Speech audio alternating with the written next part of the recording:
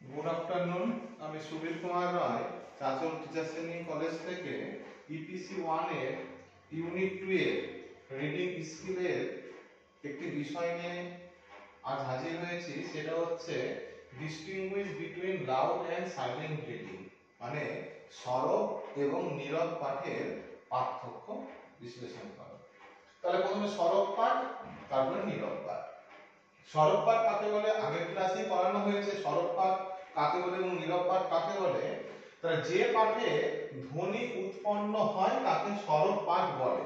আমরা যে পাঠে জোরে জোরে আওয়াজ করে পড়ি তাকে সরব পাঠ বলা হচ্ছে। আর নীরব পাঠ যে পাঠে ধ্বনি উৎপন্ন হয় না তাকে নীরব পাঠ বলা হয়। মানে মনে মনে যে পাঠ পড়া হয়ে থাকে তাকে নীরব পাঠ বলা হয়। ঠিক আছে।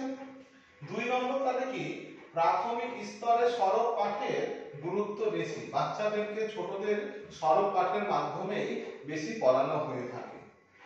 আর মাধ্যমিক স্তর থেকে নীরব পাঠ বেশি ব্যবহার করা হয়। মাধ্যমিক স্তর থেকে যত উঁচু স্তরে যাওয়া যায় তখন সেক্ষেত্রে নীরব পাঠ কিন্তু আমাদের কিন্তু বাঞ্ছনীয় হতে যায়। পাঠে সরব পাঠের ক্ষেত্রে পাঠের ছন্দ জ্যোতির ধারণা তৈরি করে। আমরা যেহেতু জোরে জোরে পড়ি তাই জন্য ছন্দ এবং জ্যোতি এই সমস্ত কিছু ধারণা কিন্তু তৈরি হয়। কোথায় থামতে হবে, কোথায় ভালো মতন বলতে হবে, সবকিছু কিন্তু তৈরি হয়। আর নীরব পাঠের ক্ষেত্রে পাঠের রসাস্বাদন সহায়ক। শুধুমাত্র কি বলতে চেয়েছে সেই রসটাই কিন্তু আস্বাদন করাই মেন কিন্তু বিষয় হয়ে দাঁড়াচ্ছে। সরব পাঠে অধিক সময় সাপেক্ষ, পাঠের গতি কম থাকে। যেহেতু জোরে জোরে পড়া হয় তাই সেহেতু সময়টা কিন্তু বেশি লাগে, পাঠের কিন্তু গতি কিন্তু কম থাকে।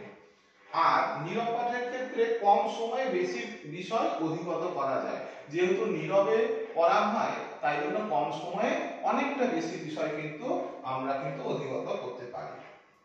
বাকযন্ত্র সক্রিয় থাকে বলে কায়িক পরিশ্রম বেশি হয়। যেহেতু সরব পাঠের ক্ষেত্রে বাকযন্ত্র, আমাদের কথা বলার যন্ত্র আমাদের বেশি জোরে জোরে আওয়াজ করে পড়ি বলে আমাদের কিন্তু পরিশ্রমটা কিন্তু বেশি হয়ে থাকে। কিন্তু নীরব পাঠের ক্ষেত্রে এর বিপরীত হয়, কায়িক পরিশ্রম নেই, জোরে জোরে বলতে হচ্ছে না, মনে মনে বলতে হচ্ছে, তবে অবসাদ কম আসে। মাঝে মাঝে কিন্তু অবসাদগ্রস্ত কিন্তু হতে দেখা যায় নীরব পাঠের ক্ষেত্রে। নেক্সট হচ্ছে মনোযোগ ও একাগ্রতা থাকে, ফাঁকি দেওয়ার সুযোগ কম। যেহেতু জোরে জোরে পড়তে হয়, সবাই শুনছে, এই সেহেতু মনোযোগ এবং একাগ্রতা কিন্তু অনেকটাই বেশি করতে হয়। ফাঁকি দেওয়ার কিন্তু সুযোগ কিন্তু সরব পাঠের ক্ষেত্রে নেই। আর নীরব পাঠের ক্ষেত্রে মনোযোগ ও একাগ্রতার খুব বেশি প্রয়োজন, না হলে ফাঁকি দেওয়ার সুযোগ বেড়ে যায়। যদি মনোযোগ এবং একাগ্রতা সহকারে যদি না করা যায় তাহলে কিন্তু আমাদের কিন্তু নিজেদের মধ্যে কিন্তু ফাঁকি দেওয়ার প্রবণতা কিন্তু চলে আসে বা ফাঁকি দেওয়া যায়। ছোটদের শ্রেণীকক্ষে সরব পাঠের প্রচলন বেশি। ছোটদের বা বাচ্চাদের ক্ষেত্রে কিন্তু আমরা কিন্তু সরব পাঠ কিন্তু বেশি ব্যবহার করে থাকি বা বেশি ব্যবহৃত হতে দেখা যায়। আর গ্রন্থাগারে নীরব পাঠ বাঞ্ছনীয়।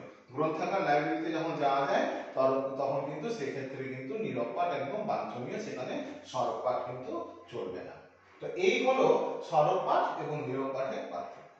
আজ তাহলে এই পর্যন্ত, পরের ক্লাসে আবার দেখা হবে। Thank you.